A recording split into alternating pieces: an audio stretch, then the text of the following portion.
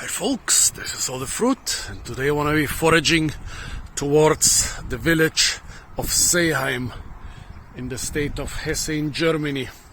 My main goal to come here, there is a guy who in the 80s and 90s created an arboretum, well, mostly conifers, also a huge bamboo forest, and he was also experimenting with a lot of hardy citruses or citruses. I got this English pronunciation. Can't you folks pronounce stuff properly like almost every other nation in the world?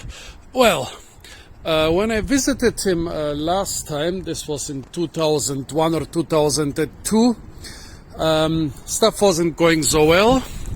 The environmental protection agencies had forced him to destroy most of the bamboo forest. Also, they wanted him to remove a lot of his arboretum because the area, here we're in the lowlands, but his stuff is on the hills in the background. It's a protected area, so you are not allowed to introduce exotic plants. Also, somehow there was some infighting in his family about his plot in general. He had a nagging Asian wife, and also we just had German trains. We just had a harsh winter, so that a lot of his citrus plants froze. And now, 23 years later, I'm trying to find the place again, and let's see what interesting stuff we will also find on the way. Here I'm biking through the village of Pickenbach.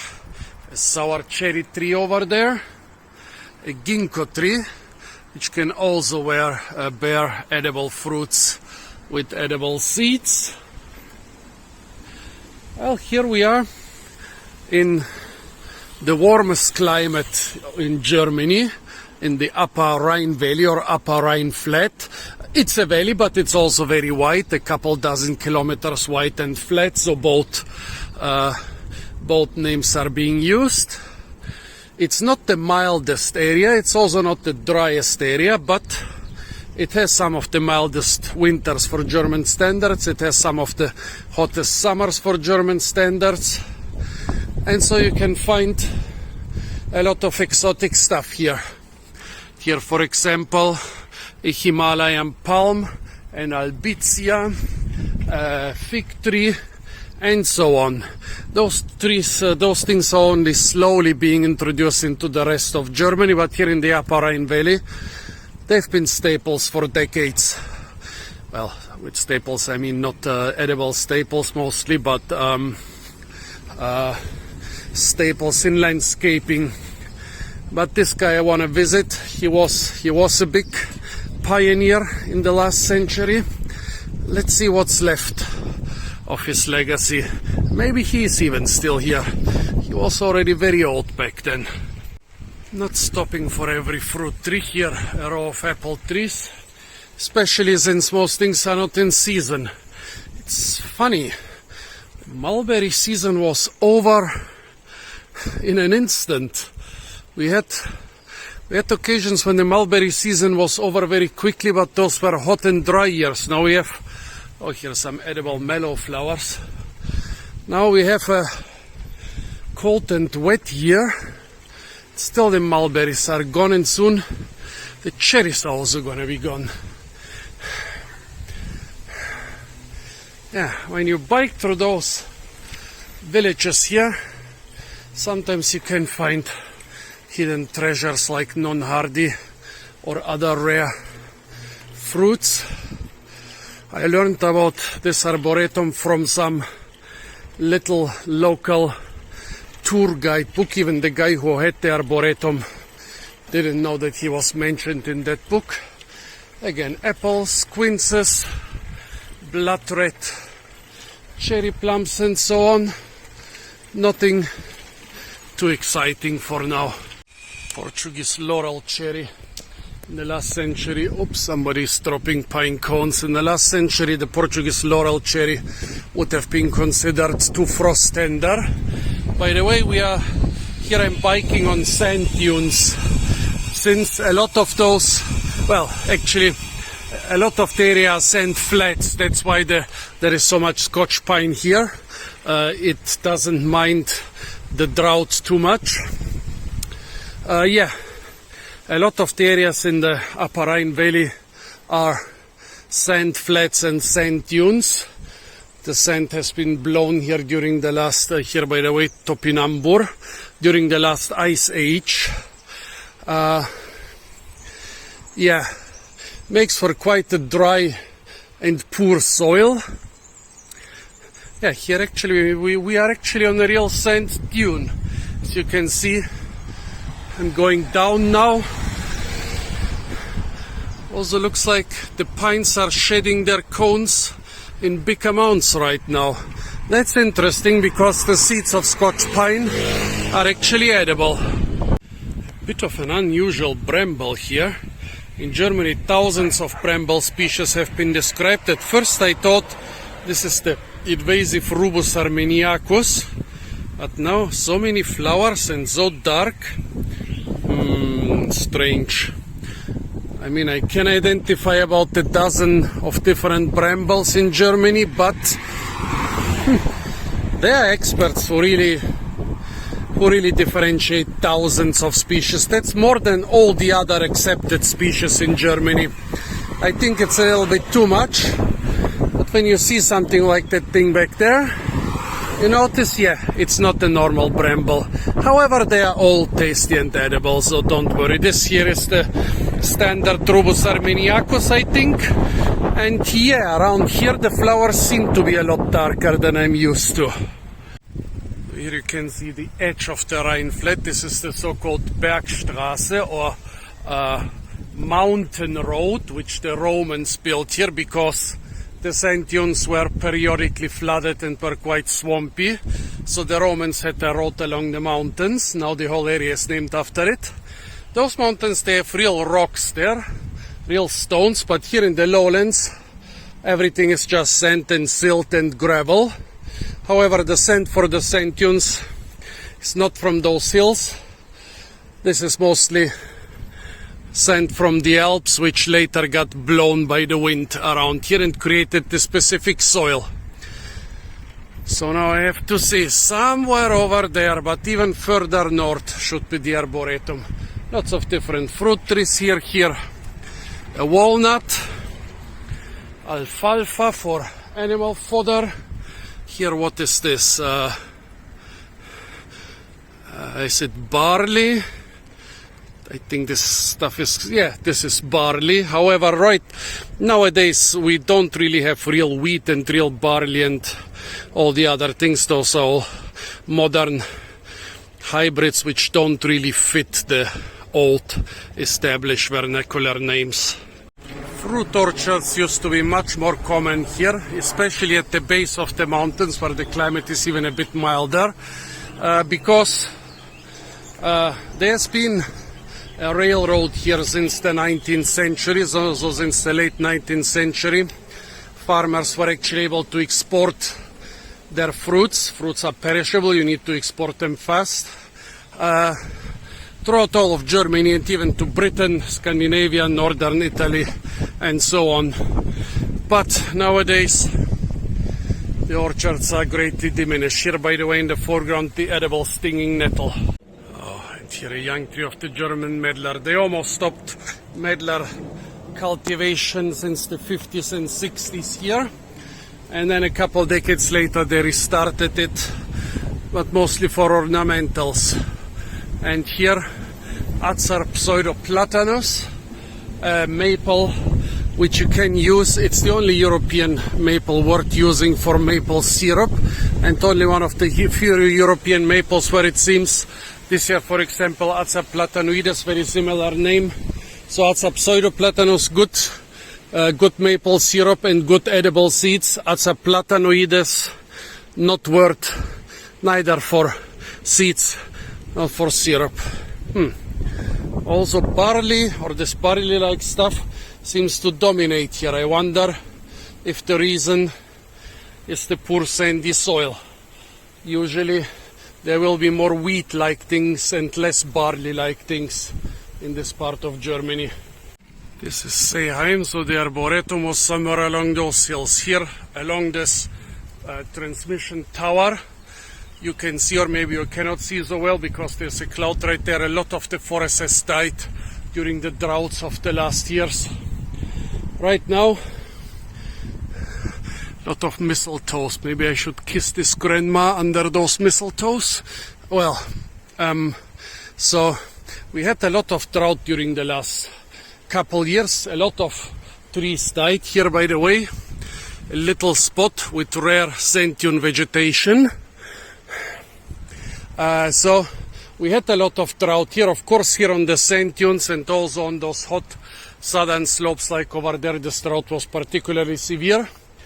Right now it's actually too cold and too wet for my own comfort, but still I'm happy about the rain and the cold, because otherwise a lot of those forests would die now. And here we have sugar beets, for which you need actually good soil. Well, they don't look 100% right, but I wonder, okay, it's possible that here the effect of the sand is already reduced. However, the soil still looks a bit sandy to me, but it's possible that it's not as sandy anymore. Or maybe he's trying to grow beets despite the soil not being perfect. Beets are a crop in Germany which usually grow only on the best soil. And what do we have here? Corn. Well, corn is a C4 plant. Was it C4? Yes.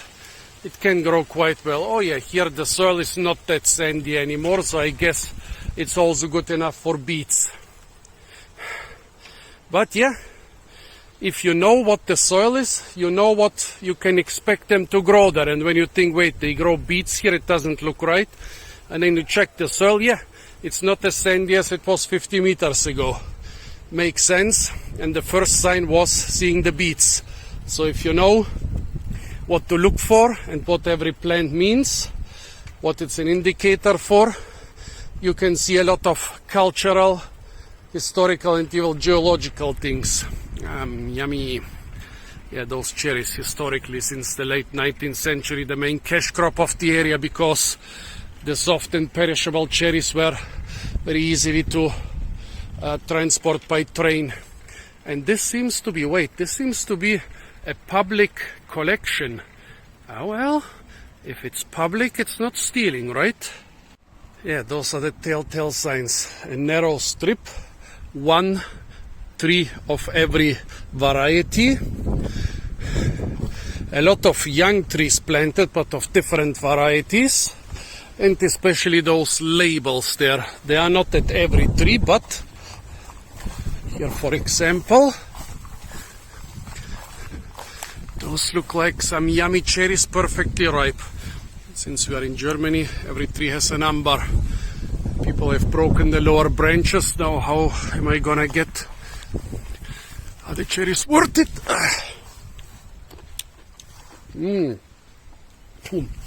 Good variety. I want more.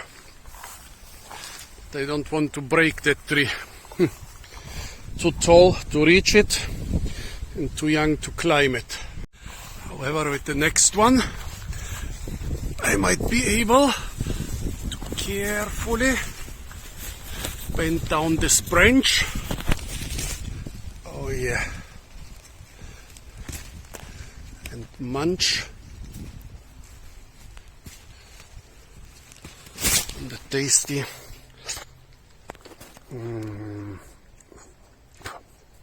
cherries.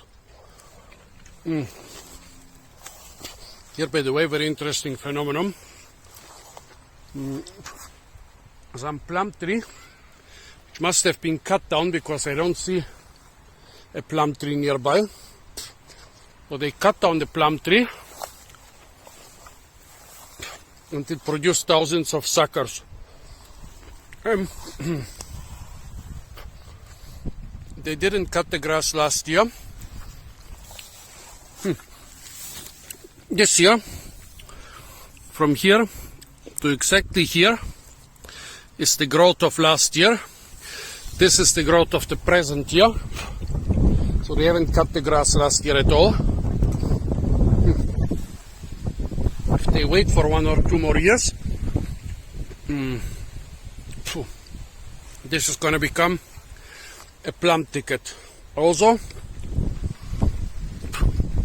I guess it's publicly known that this is public land here, because otherwise there wouldn't be so many people picking the cherries here so openly. Yarrow, a very important medicinal plant. I usually use it to stop bleeding on little and not so little wounds.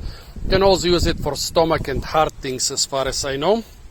People also use it as a tea and sometimes even as a bitter, refreshing herb, like a spice in foods.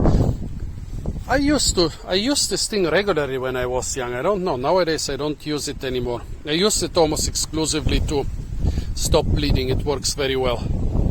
Those cherries here might look underripe, and sure they are a bit underripe, but it's a variety that never gets a dark red as the other variety. So those here are 80% ripe, already totally edible. Also, with all the fruit parasites we've had because of the climate change in the last couple years, fully ripe fruits are rare.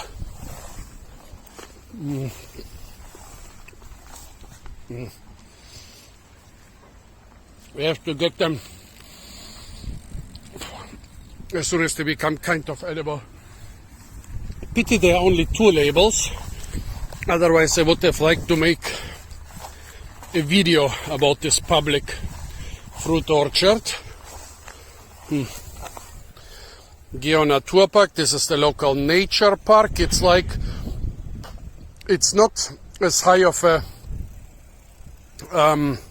protection as a national park. A nature park is like, you could say something like a national forest in America. Although in this nature park there are also towns and cities, well, towns and villages, so not such a high conservation status. But yeah, here they have apparently financed this and also financed the label, but they financed the label only on those 2 young plum trees.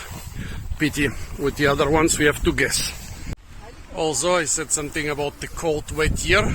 We are now between 2 and 3 in the afternoon, the warmest part of the day, but I'm still walking around with the winter hat. So yeah, and it's mid-June, almost the hottest time in the year and almost the hottest time in the day. But yeah, this is a normal German summer, like it was normal 20-30 years ago.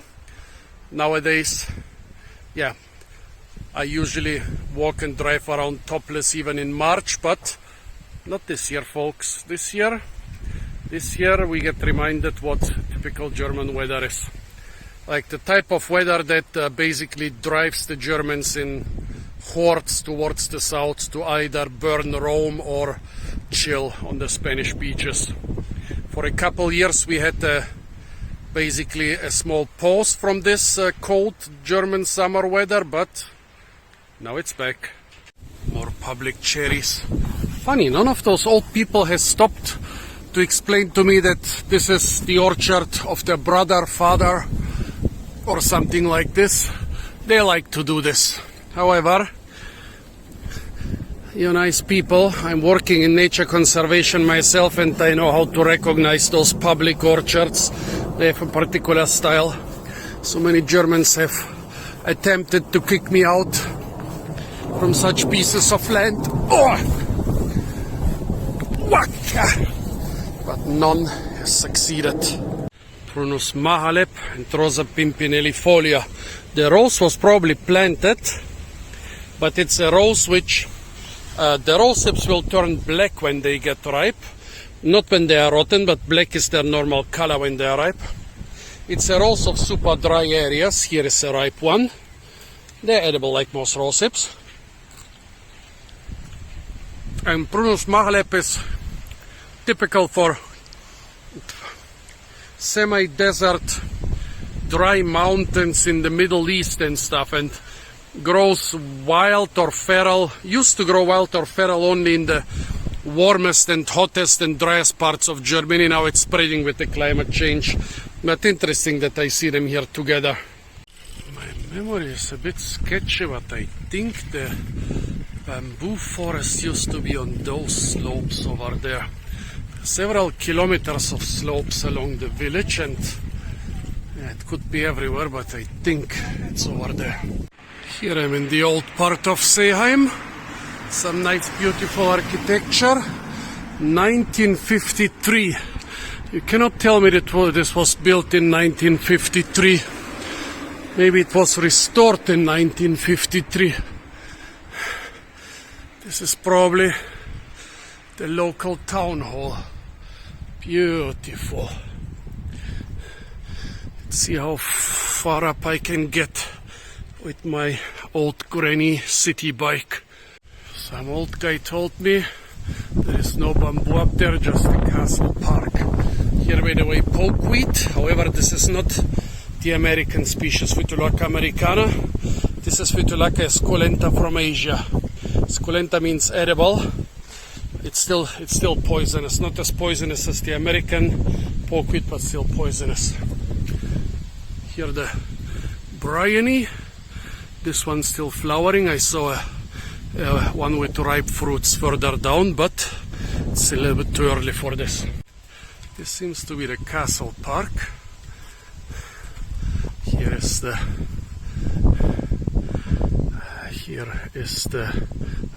tableau.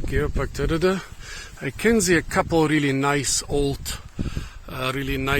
conifers like this one here, or those sequoias up there.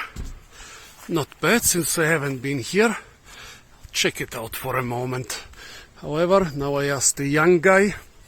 He also says there is no huge bamboo around here. A nice white aspen, Populus alba. This is interesting. This is a plant that can grow well into semi-desert climate. The leaf undersides are very white.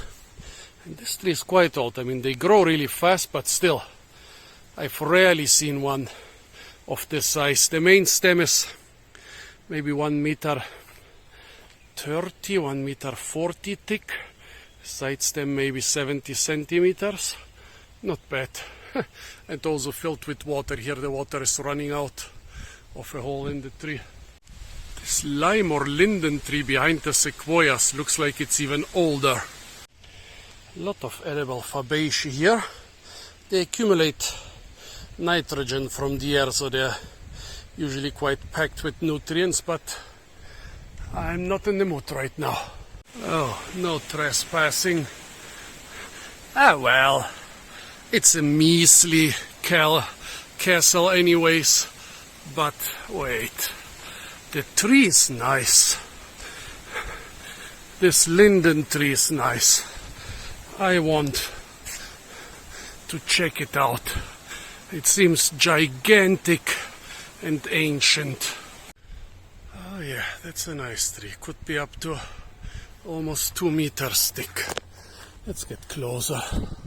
Well, this Schloss can be castle or palace. This seems to have been a hunting lodge or something like that.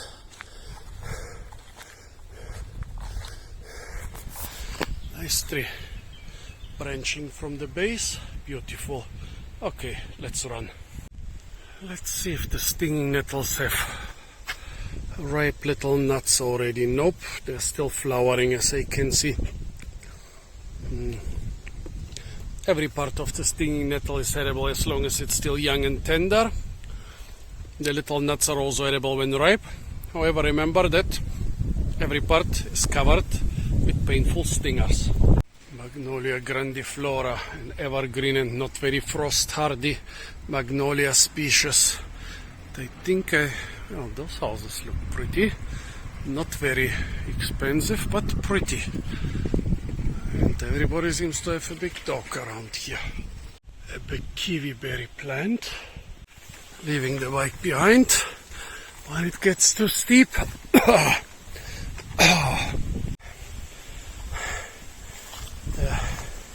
rock is granite. That means several things. Firstly, well, apparently we are here on the hills, no more sand dunes.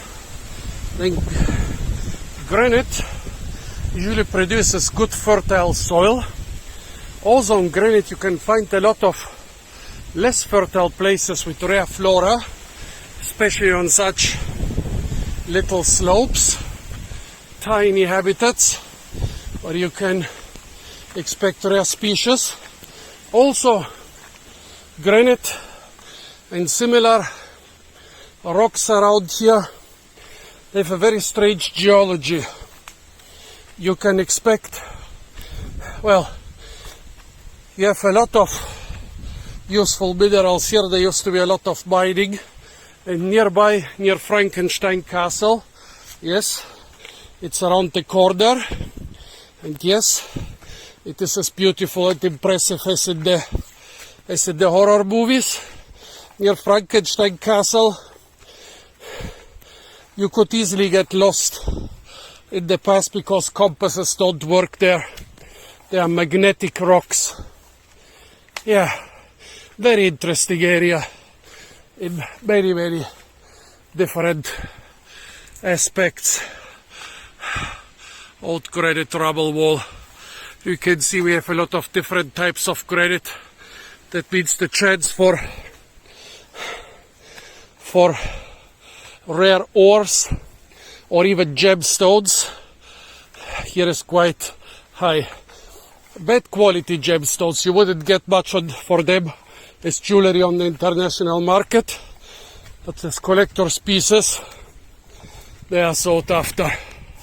Barberry, a fruit shrub. Well, the fruits of the European barberry are not very tasty, not like the Asian ones. It was persecuted by the Germans. Well, you know, like about Mao's Sparrow War and Australia's Emu War. But Germany has had and has its fair shares of such wars. Germany had the war on foxes, which it lost, and the war on the barberry, which it almost won. Barberry has become quite rare around here. And this is the garden of an NGO. Well, looks like we also have rare reptiles here. An old semi-abandoned orchard.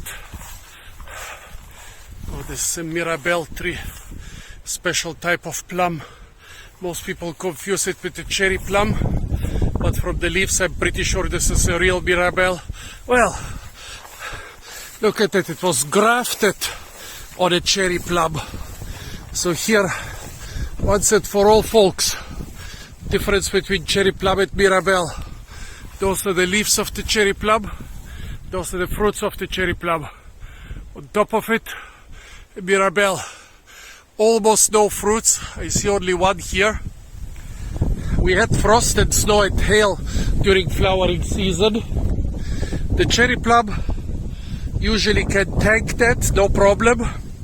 It will still produce fruits in almost every year, but the Mirabelle plum, well, I see a second fruit.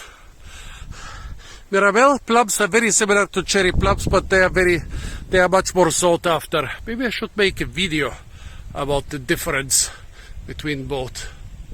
Hi folks, this is all the fruit.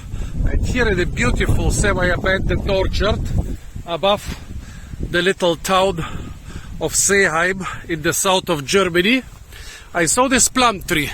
And even from afar I said, this is a Mirabelle, a true Mirabelle. Well, while in the background you have some blue plum trees.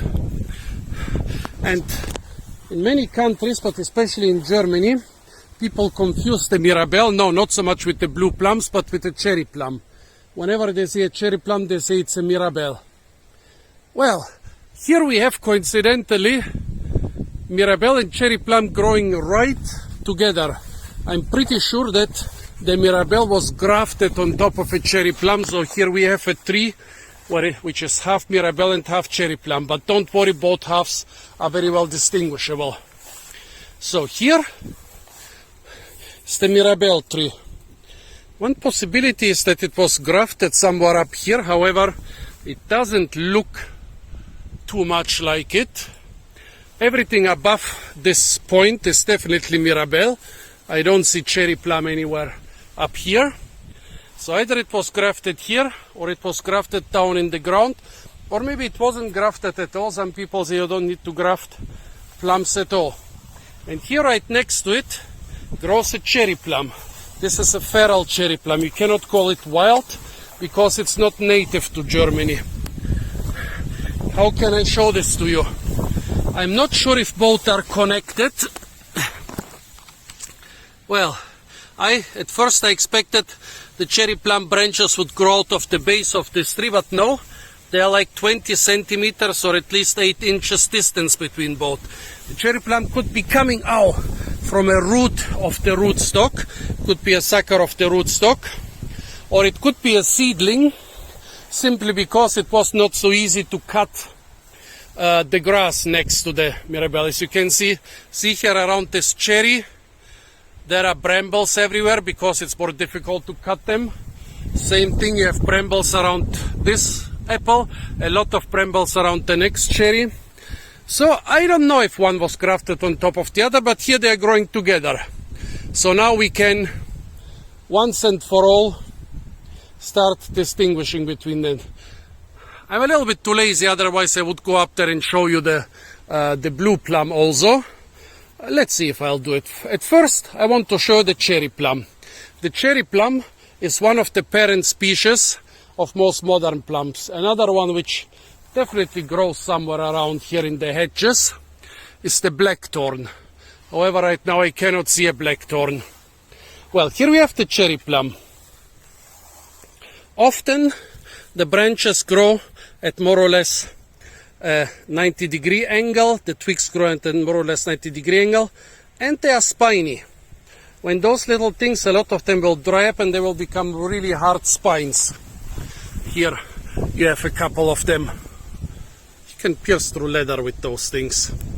The leaves, look at them, they are kind of short, almost like an egg with a little tip on top.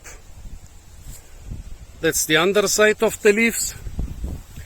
And now let's look at the Mirabelle plum. Oh well, wait, let's first look at the fruits of the cherry plum. They are not ripe yet. They are small and round, and later they will become either yellow or red or sometimes purple, almost black, sometimes almost blue, sometimes pink. But usually one or two colors will dominate in each fruit. And it has a lot of fruits, remember that, hundreds of fruits. On top of it is the Mirabelle. Can you see it? The leaves are elongated, they look more similar to the blue plum, but not exactly like blue plum. The underside of the leaves, the angle of the branching is usually not 90%, but at an acute angle, and no thorns here. You might find some on seedling Mirabelles, but this is a cultivar, so no thorns. Also, few fruits. I can see maybe a dozen or two up there. The fruits, when they get ripe, each fruit of the Mirabelle, or most fruits of the Mirabelle, are a kaleidoscope. They are mostly yellow, but there is also red, pink, white, purple in each fruit. They are more colorful. Well, each single fruit is more colorful than the cherry plum fruits, but the cherry plum fruits from different trees have a wider range of colors. Yeah, unfortunately they are unripe, but right now I found this right here, right, growing together, so I wanted to make the video. Also, another thing you can see, yeah, I already said it, the cherry plum has a lot of fruits, the Mirabelle has very few fruits. We had a cold and wet spring. In April when they flowered, well, the end of March was warm, but then April got cold with snow, with frost, with hail, with rains. Very bad for pollination, but the cherry plum still manages to get a lot of fruits in almost every spring. Well, the cultivars, the Mirabelle is one cultivar, is one plum cultivar. They got a few, but not too many. The cherry plum comes from the Orient, like, yeah, We are not sure exactly from where, because it's a very valuable tree. It has been grown for its fruits for thousands of years, and later for rootstock for modern plums, like Eastern Mediterranean, Black Sea, Anatolia, Balkans. That's the area. With the Mirabelle, we are not sure. It has the Latin name Prunus syriaca. One possibility is it came from Syria / Turkey. The other possibility is it originated around the city of Nancy. Nancy is not too far away. It should be 200 kilometers this way, right behind the Donnersberg, or in French, Montonnerre. Well, not right behind it, but like 200 kilometers behind it. Nancy is still the main area for cultivation of the Mirabelle, and actually the only area in Germany where it's cultivated with some frequency is here. Oh well, let's go up there to the blue plum. From here I'm pretty sure I was like 25-30 meters away. By the way, this is a beautiful old biodiverse orchard. Yes, this is a blue plum, definitely. Let's go there. You can see the blue plum has bigger leaves than the Mirabelle, a slightly different shape, not so elongated. Also, the whole tree looks a bit different. I think it's grafted on yet another type of blue plum, something like its Seebarte. Seebarte is an ancient type of blue plum. We see it around here in the area, very erect. Growth form little round fruits, but blue. While most blue plums are considerably bigger and elongated. Here you can see 2 fruits on this blue plum.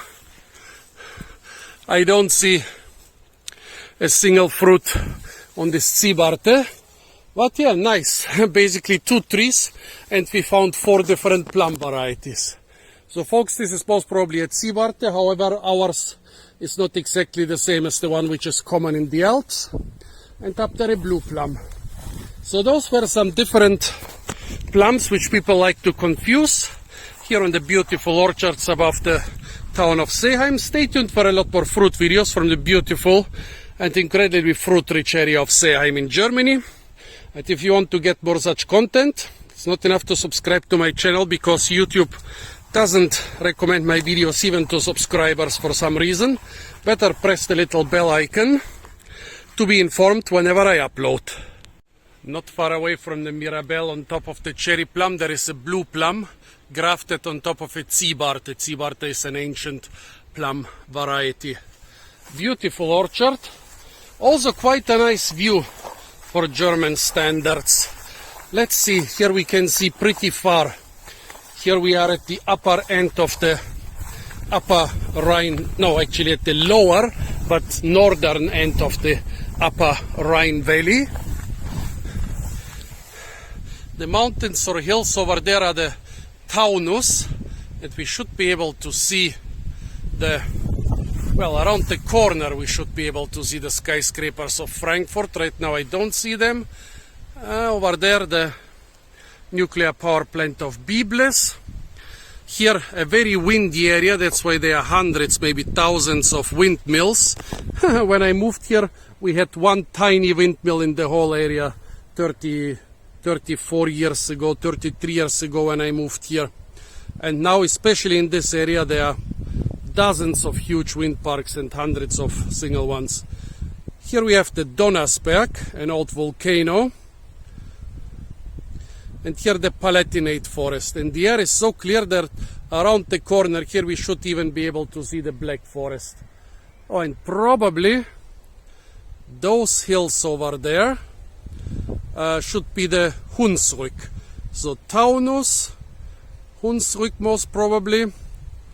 Here the Donnersberg and the Palatinate forest. The Palatinate forest is the biggest compact forest in Germany because it has a very cold and very, very bad soil. And in front of it, from over there at the French border, all the way up to here, So from over there at the French border, all the way up to here, to the vicinity of Frankfurt, actually to the city of Mainz, there is one single wine growing area, one single area of vineyards. Here you can see it in front of the windmills. About half of the wine in all of Germany is produced in this one single continuous vineyard. Basically, it's only interrupted by villages and streets. Apart from that, there are no forests there, no other things cultivated, just wine. So basically, from Mainz to the French border, over 100 kilometers, you can walk through one single continuous vineyard. Germany is still one of the biggest producers worldwide of wine, and half of it is being produced in this continuous area. And yeah, this thing in front of all those hills and mountains is the very wide Upper Rhine Valley or Upper Rhine Flat. Very important to know where you are and what geology you have in order to be a good forager. So this is a very beautiful and biodiverse area, but it doesn't look like an arboretum or a bamboo forest. However, I can understand why the nature conservation authorities didn't want this area to be changed by planting a big bamboo forest. Also, some farmer here needs to learn how to drive. Dude, that's not good for the cherry tree. Not sure it will recover from this. Well, the wet spring and early summer promises a bumper crop of blackberries. However, if it rains when they are ripe, it's gonna be a rotten bumper crop. But for now, it's looking very good. In a couple weeks, we just need a couple weeks of heat, hot and dry weather, and we'll have tons of tasty, sweet, delicious and unrotten blackberries. Yeah. Around here the farmer has been driving. Oh, probably not even the farmer. Yeah. Oh, no. It's probably the hunter. See this? This is one of those little posts which the hunters built everywhere for hunting. And this lazy bastard came here by jeep or something like that. Yeah, I wondered because the wounds on the tree are fresh, but the grass hasn't been cut this year yet. So this is a hunter. I guess he was too lazy to walk the last 50 meters. He drove all the way here, got his ass drunk up here, and then destroyed the beautiful cherry tree on the way back. Dude, ain't it enough that you're killing the poor deer and wild boar? Do you also need to kill the poor tree? The poor cherry tree? Can't you walk like 50 meters? Huh? Haven't you heard about this thing called walking? I'm really pissed at this guy. Nice, quite old cherry tree, and he destroys it with his stupid ass. In the 90s I would roam such areas every day after school and on the weekend, searching for rare flowers. For a couple years I was searching only for orchids. Here the grass is a little bit high for orchids. There might be a couple, but not the really rare species, and not too many individuals. However, how am I gonna continue from here? Don't want to squeeze through the bushes like the wild boars have done here. Success! I found bamboo.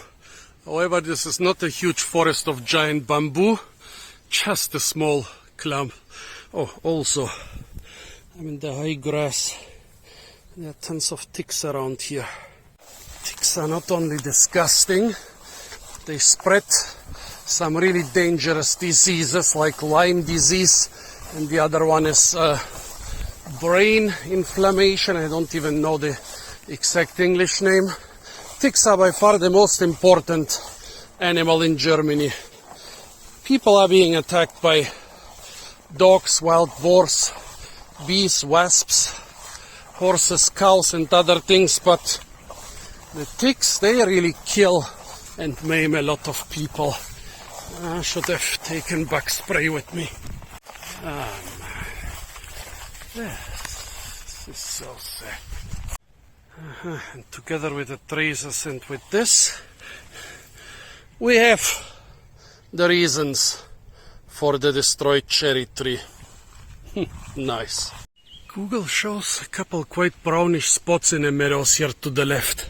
Brown usually means high biodiversity, while green at least in Germany, usually means low biodiversity. Yeah, it's different in the desert, I know. But I found a lot of biodiverse areas just by checking for brown spots.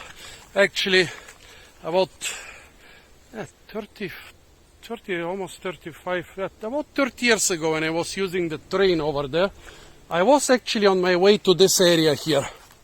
I found a brown spot. I saw a brown spot from the train while everything else was green. I got out, find one of the most amazing habitats in the whole region just by following the brown color. Those meadows, well, are quite green but still biodiverse, but nothing like this brown spot because I'm not seeing anything really rare here. The biodiversity is quite high, but I haven't found a single rare plant species here today. Also, after all this rain, I wouldn't mind a couple mushrooms here. Vincetoxicum hirundinaria. This is a plant species which shows you that there are probably rare plants and probably even orchids around. It likes the traces of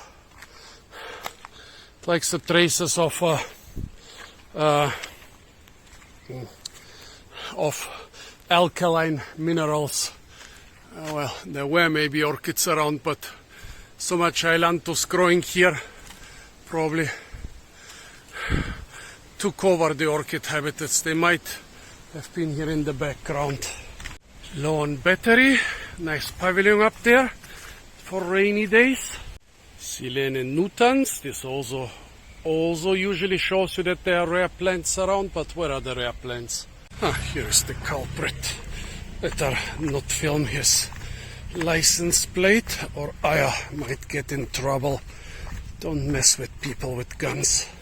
He's coming after me, making almost a U-turn to follow me in this steep ravine. Follow that. A lot more bamboo down there. Not as giant as I remember it, but yep, those are big bamboo thickets. Here we are, but might be a little bit late for sprouts. This one.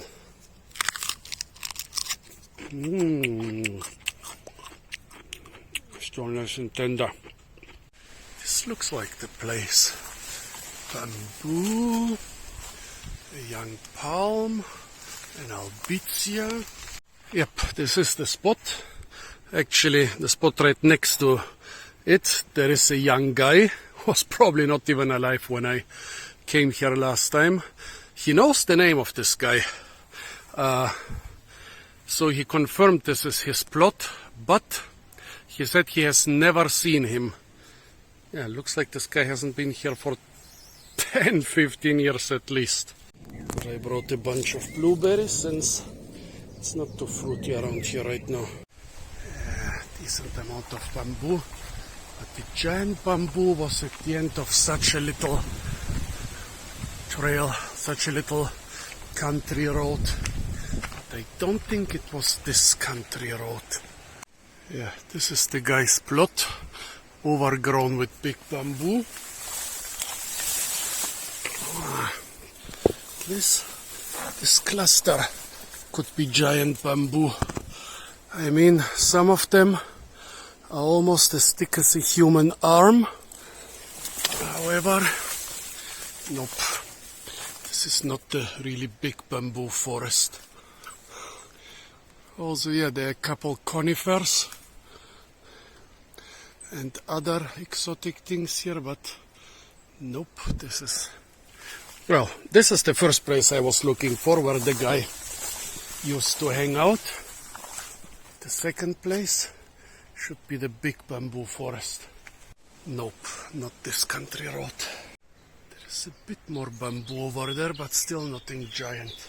Oregon grape, not a true grape, but an invasive North American fruit shrub. A lot of sources say you cannot eat them raw, but have to cook them first. So if you find them and you're sure it's Oregon grape, make jam, make wine, make jelly, make something for which you need to cook them first. Country roads take me home to the place where bamboo grows.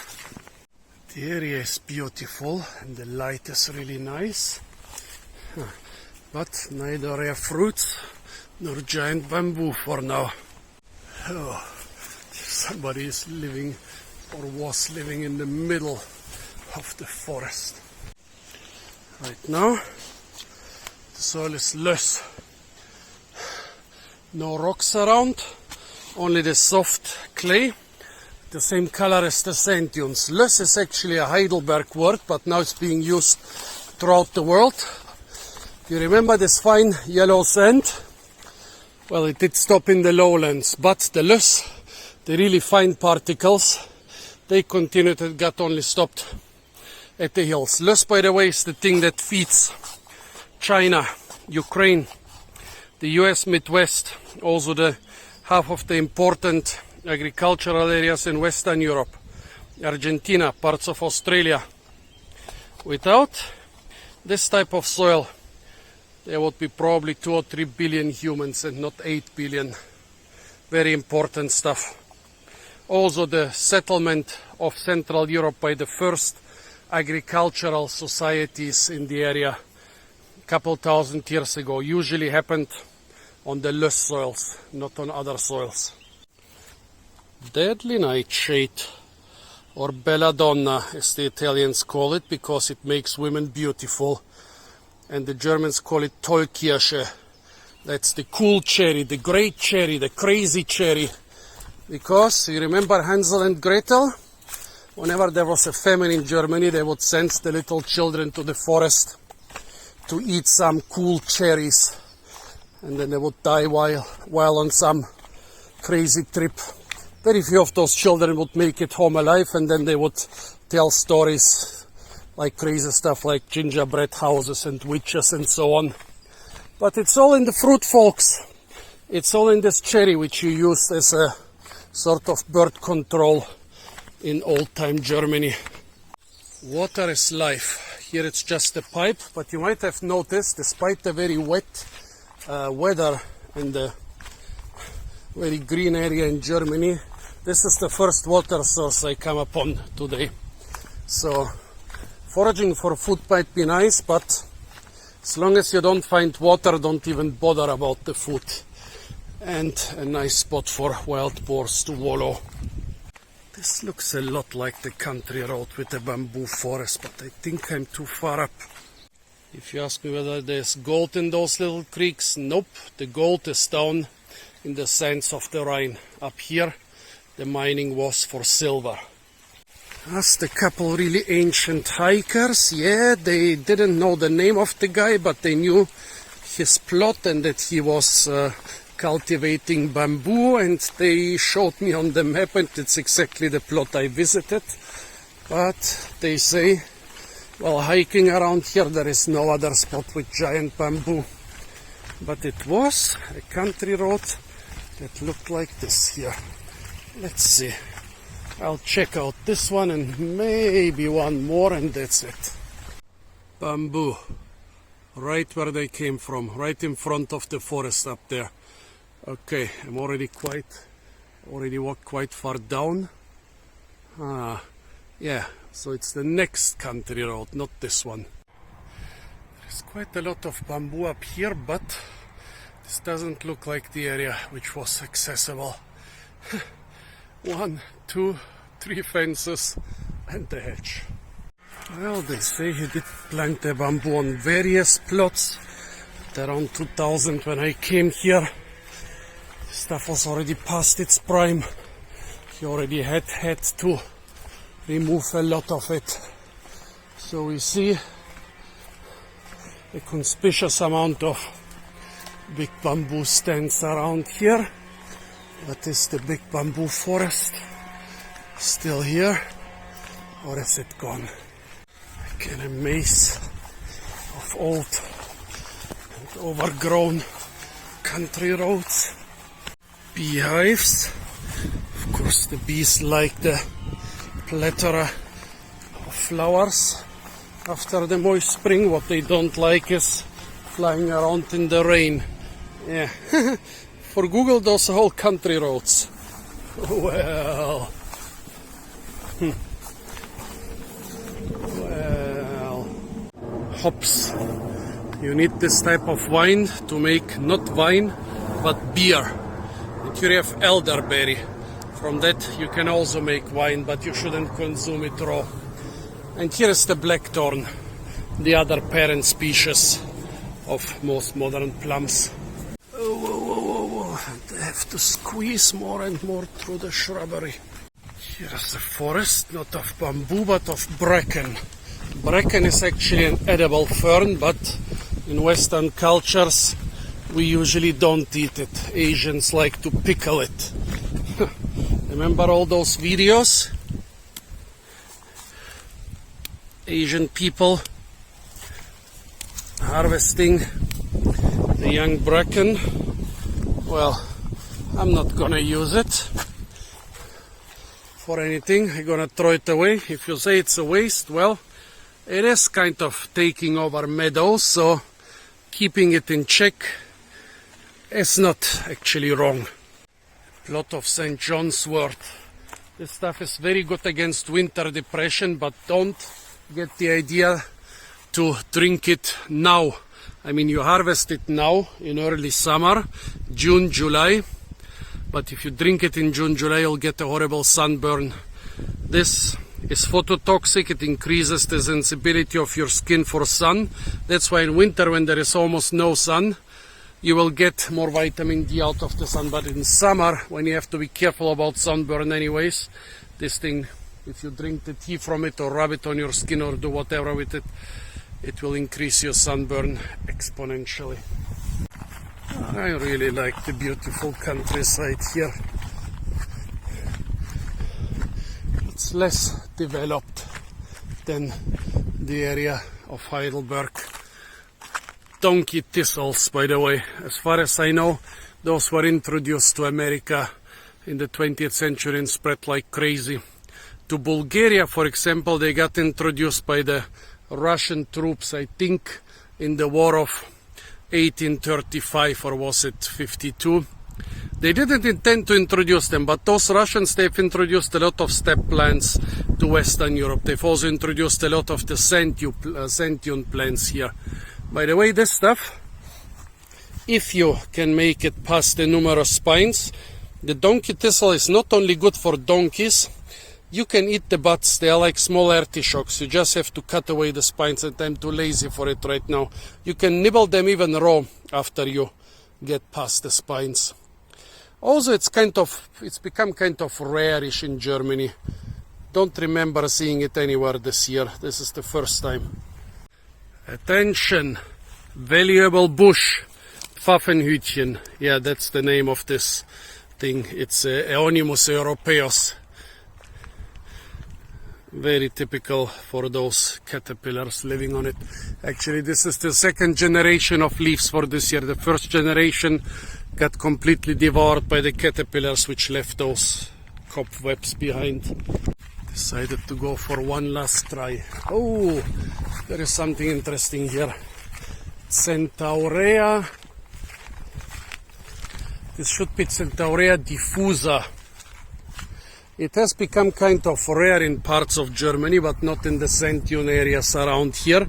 And there, yes, I remember that here we have one of the rare cases where the sand dunes, so this is sand, not löss, very similar, but there are ways to tell the difference, where the sand dunes are actually climbing up the lower foothills. That's why I see sand vegetation here. See, I saw the plants, but I forgot that around here the sand dunes are creeping up the hills. This thing here also got introduced to North America.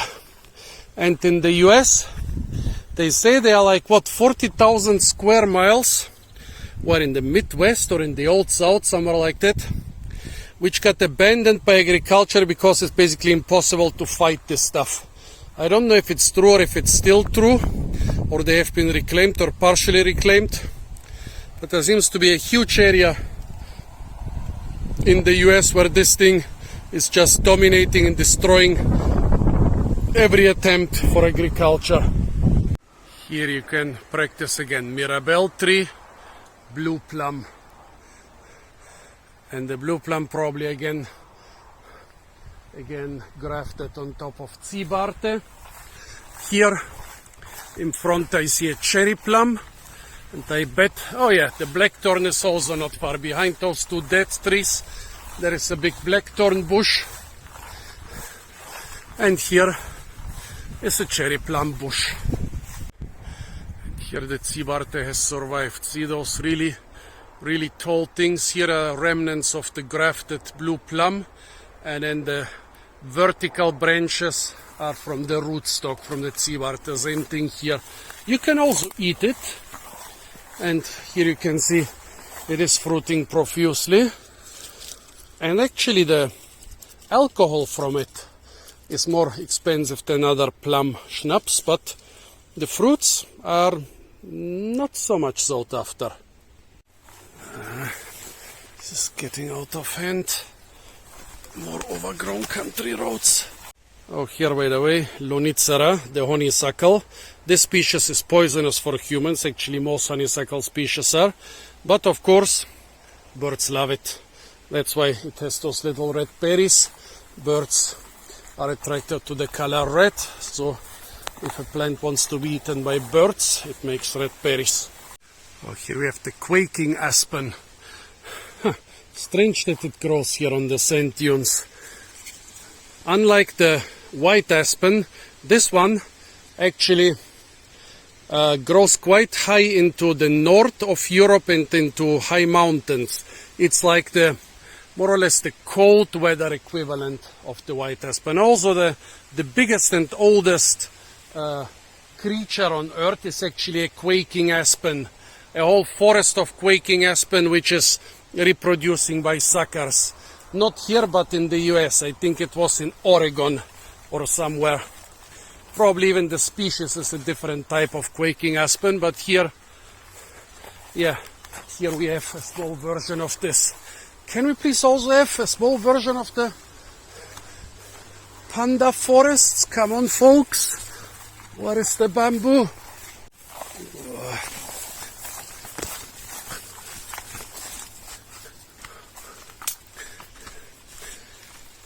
So here is the last vertical country road, and the last one I'm gonna check. No, this is not the bamboo, but there's a big oak from far away. Here I'm seeing it again. Let's check it out. Whew.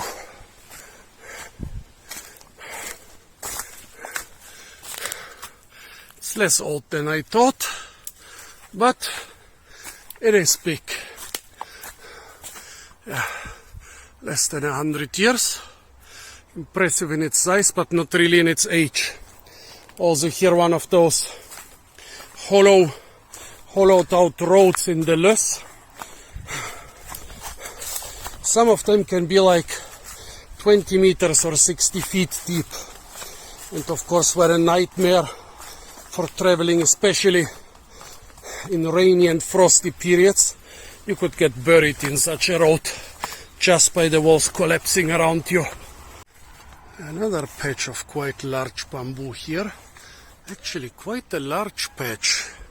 It's going quite far inside. You could almost call this a bamboo forest.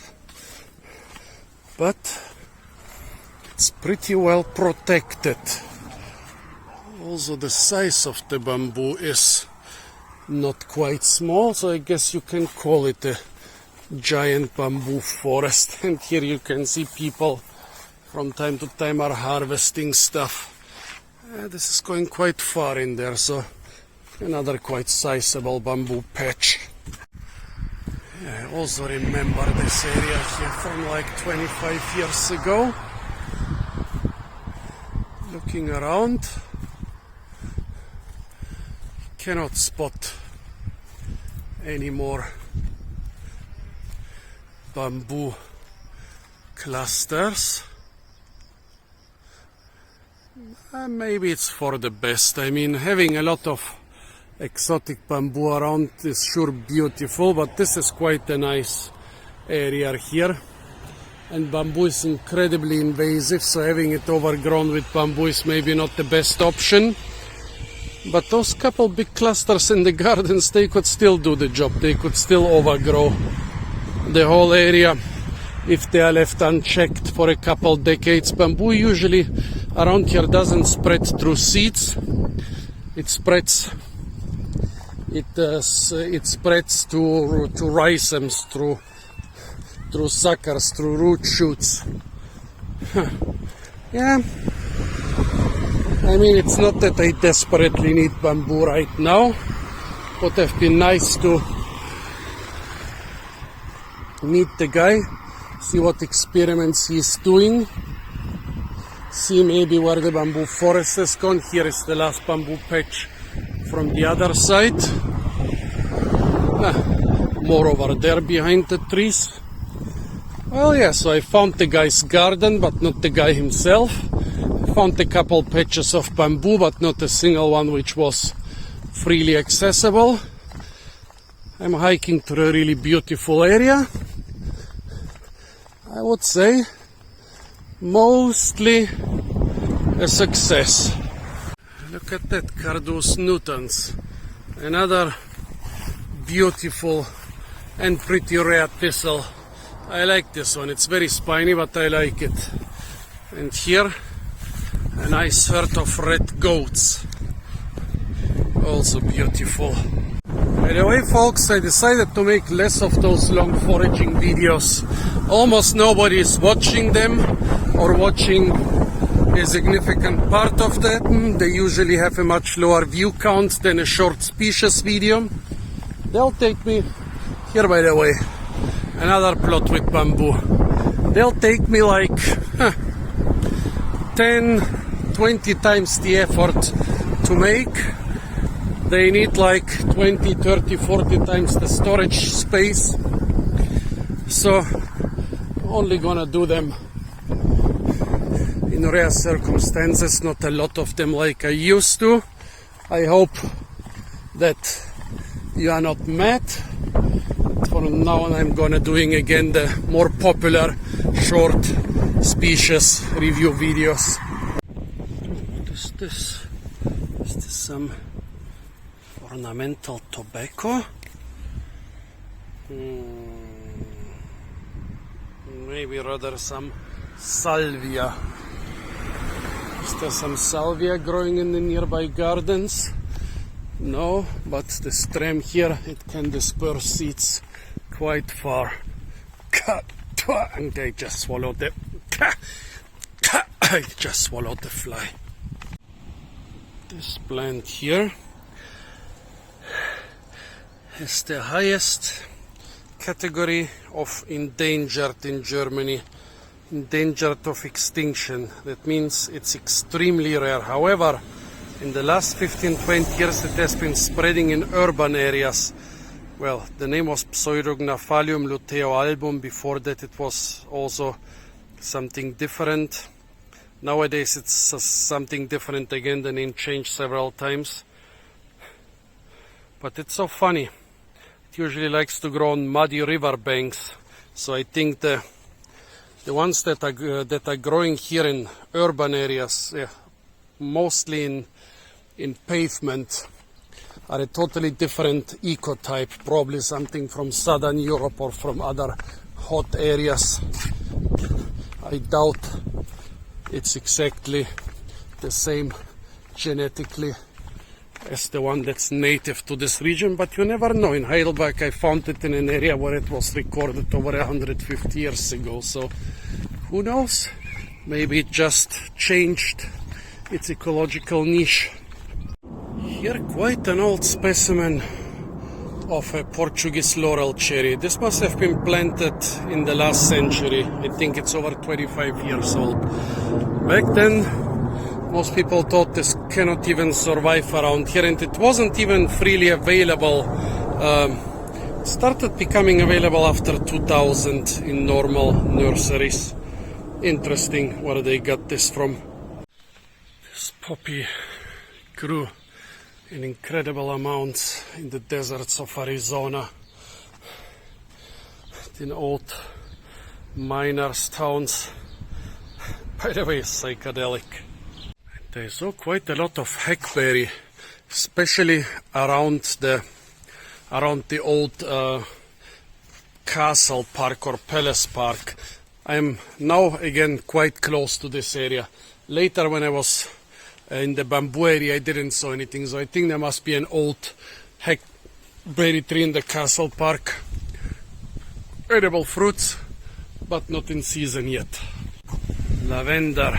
I remember in the 90s there was still quite a big chance for it to freeze, even the roots to freeze, but more often it would freeze to the ground.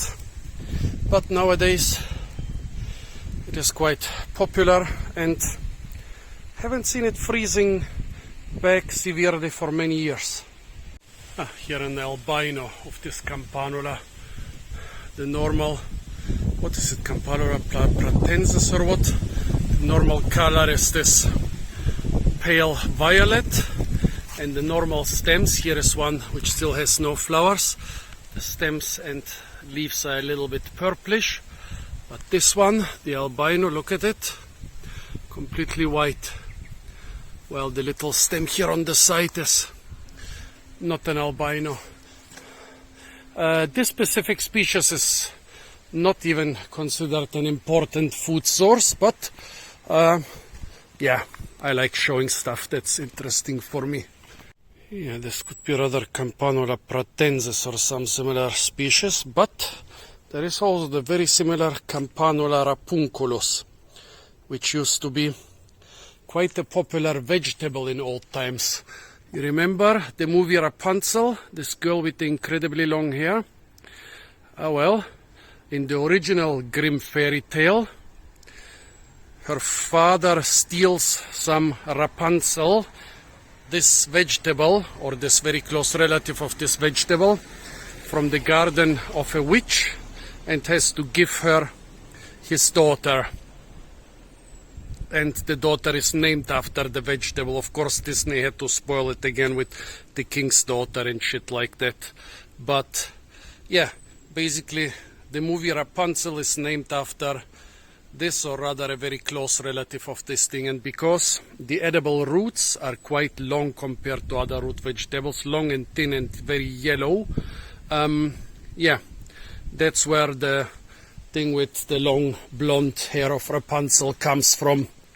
She was named after this vegetable, and she looked after this vegetable. She looked like this vegetable.